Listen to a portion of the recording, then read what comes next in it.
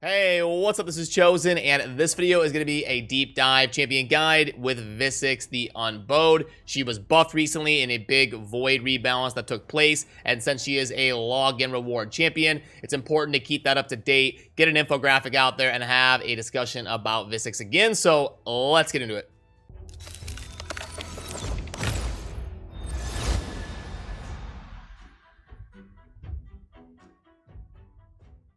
Alrighty, so Visix the Unbowed is going to be in the index under the Dark Elves right here, and then on the bottom left, as of me making this, the Void Legendary Champion, Visix the Unbowed. Now remember, as always, for my champion guides, down below in a pinned comment, I will have a link to an infographic where you can see the multipliers toward the bottom left there, and then the masteries that I'm using in this video. But the masteries for this one in particular, I say this in every video, don't blindly copy masteries, but for this video, it's definitely true because the tier 6 mastery that I took there, Fearsome Presence, is only relevant for the AoE stun build that I'm trying out here with Visix with my account and the way that I'm using her. So that build is not going to make sense for the general public if you're not using her in a stun set. You're going to want something else. So I want to make sure and note that. But that's down there if you want to see a general overview of what I'm using in this video. But before we dive into the kit analysis of Visix and have a discussion about that, I do want to do a quick refresher course about what was actually changed during the Void rebalance. So the A1 was getting a buff to its turn meter effect here against the enemy. You can see there,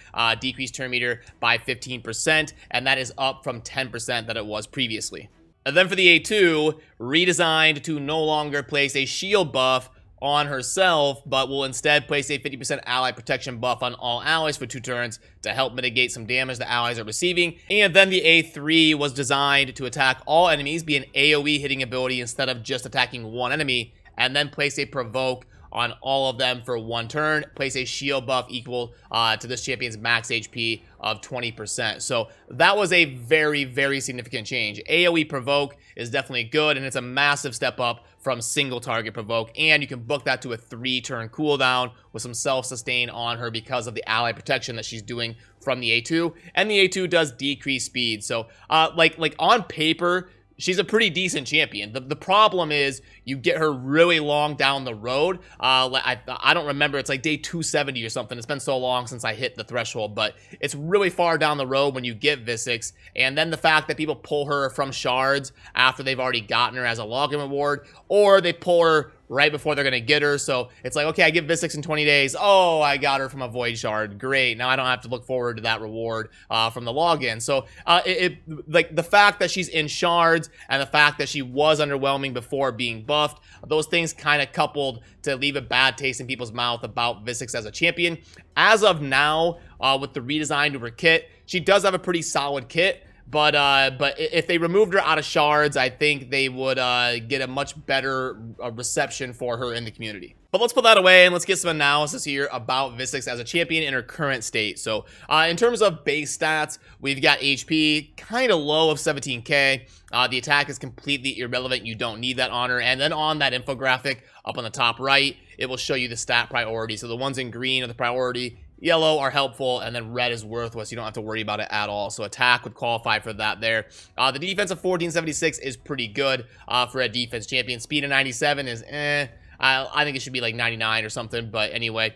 Crit rate, crit damage, not super impactful on her. She's not like a nuker or some crazy damage dealer, so pretty par for the course there. Base resistance of 50 is very good. 0 accuracy is a little bit of a rip. I would have put 10 or 20 there because she does need lots of accuracy. She needs it on every ability she does here, and the fact that she's a void legendary having 0 accuracy for a debuffer, I think that could have been changed to 10 or 20. And I know we kind of already talked about the kit a little bit, but I'll just quickly give you my thoughts on each ability here. The A1, a multi-hitter with turn meter reduction and turn meter fill that scales with defense, and it's a guaranteed effect if it's booked. Not that bad as an A1. I think that's pretty fair. I would have maybe liked a little bit of ally utility, like heal all allies by 5% of damage inflicted or something. Just some sort of like ally utility to that, but all in all, it's not that bad of an A1. The A2 is actually pretty good. You get AoE, big version of decreased speed, and then AoE, big version of ally protection, and she's a pretty sturdy champion with that almost 1500 base defense. So really a pretty solid A2 there, especially for things that come in waves, like the beginnings of dungeons, or the Doom Tower, or Faction Wars. That's a really good AoE decrease speed. And then this is going to be super impactful as well when you get AoE CC Provoke. Same circumstance, Doom Tower, Faction Wars, early stages of dungeons. She can soak up damage, stop opponents from using their impactful abilities, and she's going to shield herself for the damage that she's taken. And then the R right here is pretty impactful as well, but it's only faction grips. I would have probably changed this to be all battles and make it like 25%. She's a login champion, so I don't like pigeonholing stuff to Faction Wars for a login champ. I think it should be more general. So I would have probably changed this to either ally defense or HP in all battles by 25%. Lower the percentage a little bit and make it all battles. But now let's head on over to the Visix that I've got built on my main account, and we'll talk about the thought process that goes into building her. Okay, so first of all, right out the gate, you'll see that I've got her in Divine Speed and Stun. Since she has 2 AoE abilities, and I'm going to be playing her in a defensive style, maybe slotting her in Faction Wars and Tag Team Arena, I wanted to try her out with that stun style because of the 2 AoE abilities that can really be oppressive with the provokes and the CCs.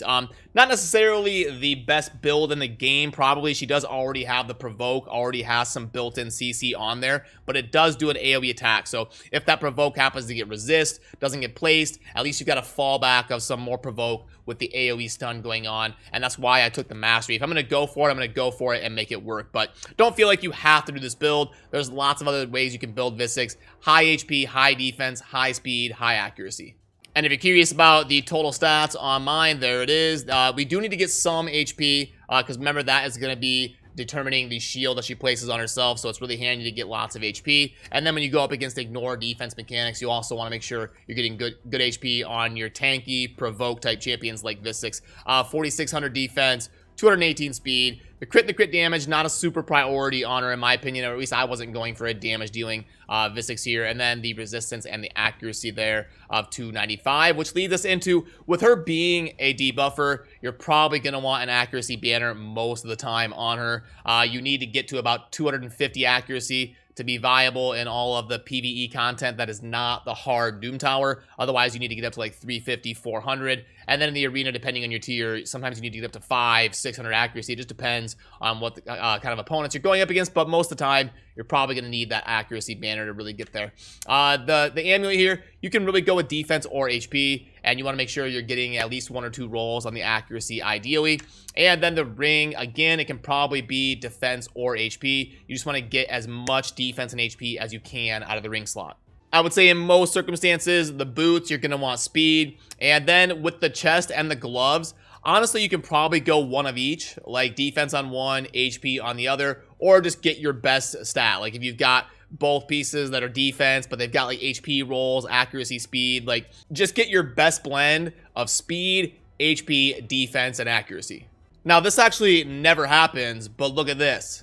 I booked the A2 here, got the 5 books that went into the cooldown, and then on the A3, I got that 1 book to go to the cooldown, and look, I saved 4 books on the A1. Now, if you're going to be using her a lot, like if you haven't finished like the Dark Elves, Faction Wars, and you're struggling to progress in the Doom Tower, you're kind of venturing into hard mode, and you don't have a good CC or a good ally protector, she can be good in that scenario. So if you're gonna put books into her, it's not too crazy. I think it's 10 books total, with the 4, and then the 5 is 9, and then the 10 here. So if you're actually gonna use her for a progression, it's not too bad, but she is not going to be like god tier arena. She's not like a Siphi or a Duchess or like a no-brain booker. So you do want to go for the cooldowns if you are going to go, and then if you want to save, you can. But it is nice to get the extra turn meter, so it's not like it's crazy to spend books on the A1 either.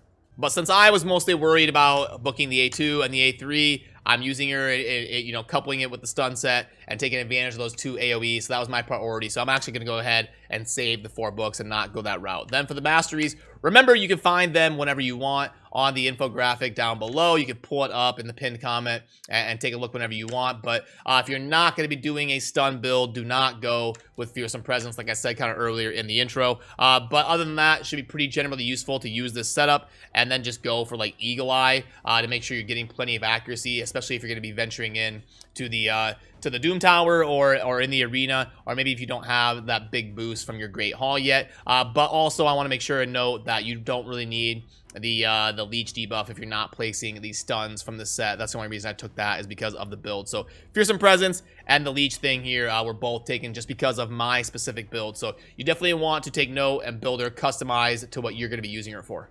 So in terms of how I would use her kind of in battle, I'm showing you a team here that I would venture up into kind of gold for with. You're going to want some sort of mechanic to keep her alive. She's not going to slot very well into like a nuke team. If you're going for a speed nuke team, there's lots of better options. You're going to want like a debuffer that places defense down, weaken, or something like Ceres that strips buffs and then places the defense break. And then you go ahead and nuke with somebody like an AoE damage dealer, a Trunda, something like that. So Visix is not going to slot into teams like that. She's going to slot into teams that are designed to kind of absorb or go second, things like that. So what I've got set up here is a Tormund that can help me get to the point where I'm going second, because he will place freezes and help me close that gap to get my team to go. Then I've got Mountain King and a high HP build with the shield. You can see there why they have massive shields going on. That'll help me make sure I get to the point where I'm going second. But if somebody does happen to fall down, I've got Duchess there for the revive. So this would be kind of a gold viable defense team that is designed to go second. And then I can go ahead and just hit auto, make sure I click on the reviver, and now you'll see everything kind of pop off. She prioritizes her speed down, which is super good. If you're playing a defensive style and you're going to have a battle that's going on for a few different rounds, and especially in an absorption type team, there you see the provoke coming in afterwards. She's going to be really strong on teams that don't have somebody that places block buffs. So if you're going up against a Duchess or something, she's not going to be near as good because she won't place that speed break, and she also won't do the provoke or anything. It'll get blocked by somebody like a Duchess. So be careful if you're using her going up against teams that have somebody who will place a block buffs. Commonly, Duchess, Ceres has an epic, things like that. Ceres can get her ability to proc, steal a buff, and then place block buffs. So you're going to have to be careful when using Visix in those scenarios. In terms of the dungeon map, I think she's going to be pretty just generally all right in most of them. Maybe not god tier in any of them, but just, you know, serviceable for progression in all of them. Like, I think her worst one might be the dragon, because in the dragon, she's not going to be able to place any turn meter reduction, and her decreased speed is going to have no effect on the dragon. The dragon's actually immune to decreased speed and turn meter effects. So that'll probably be her like least impactful dungeon, will be the dragon. But the Fire Knight, she got the multi-hit A1. She decreases speed. She decreases turn meter once the shield's down. So she can definitely do some work there. She's got provoke for the waves. She'll help progress in the Fire Knight. Golem, she doesn't have revive. She doesn't have block debuffs. She doesn't block revive or anything like that. So she'll be decent for the ally protection to not get hit as hard, but she's a high defense champion, and the Golem, if it's got minions alive, ignores a bunch of defense. So with her ally protection, she could really get slammed down by the Golem. But the CC and the decreased speed is pretty decent for progression there. The Spider, the decreased speed is definitely handy. You want to get that on the Spider in any sort of defensive setup, and she would be okay as a defensive tank going up against some of the Spiderlings, soaking up damage with the provokes. And then she's a defense champion, so if you built her with low HP, you can get the Spiderlings to prioritize her with their AI and come after Visix, and then Visix will decrease their speed, decrease the Spider boss's speed, and then be able to soak that up with her high defense and kind of self-sustain from shields and different things that she has going on. She also will decrease the turn meter of the Spider boss on her A1. So yeah, not like S tier, God tier, but could definitely help out in certain scenarios progressing in all the different dungeons here. Which will lead me in to getting Visix graded in the different areas of the game. Now, she is going to have really, really bad grades, but probably 90-something% of these grades were done before her rebalance. So honestly, when Plarium does this, they should reset it. When they buff or nerf a champion, they should reset their in-game balances and then like send an in-game mail to people that have that champion, like, hey, you might want to go grade this champion again if that's important to you, if you care about that or not. So because we did reset those ratings. But anyway, that's why she's going to be super trash on these grades. I think they got, like, the buff was good. It was like barely not enough to be excited about pulling Visix. But again, like I said in the intro, I think the main problem is the fact that you've got a login champion that really deflates people when they get her. So she's going to have to be ridiculous for people to not be upset about pulling her from a void when they would have wanted something like a Siffy or you know, Krisk, whatever, that they can't get from a login reward. So that's the main driving issue of the problem and why Visix has such a stigma around her reputation in game. But anyway, let's grade her just kind of in a vacuum without taking any of that into consideration. The massive RF for Faction Wars, the AoE decreased speed. She's really good for Dark Elves Faction Wars for sure. Then for campaign, she's actually pretty good. She's not going to be some god tier 6-second farmer or anything. But the 2 different AoE abilities and Void Affinity, she'll never be weak. She's definitely viable in the campaign, just not like the godliest of the godly. In the arena, I would say for offense, I'll go 3. And defense, I'll go 4. I think she makes a lot more sense in kind of the defense absorb type setups.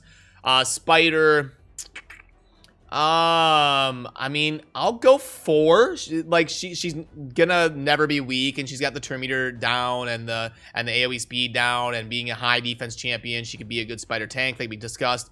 Fire Knight, again, same story. I'd probably go 4 there with the multi-hitter, the decreased speed, the turn meter reduction. Clan Boss, yeah. This is going to be her worst area in the game for sure. Really, everything she does, the Clan Boss is immune to. Her Aura, it doesn't work there. Her A1 doesn't reduce turn meter. So it's not going to fill her own either. And then she's not going to decrease speed. She's not going to provoke. None of it's worth a damn in the Clan Boss, so definitely going to be a 1 there. That's not where you want to take her. Minotaur, she'll be a fine progression champ for Minotaur. She doesn't have, like, attack down or anything, or defense break or whatever, but she'll be all right. I can't give her like a 5 or anything though. Dragon's a 3 because a lot of her stuff doesn't work, but she'll be good versus the waves.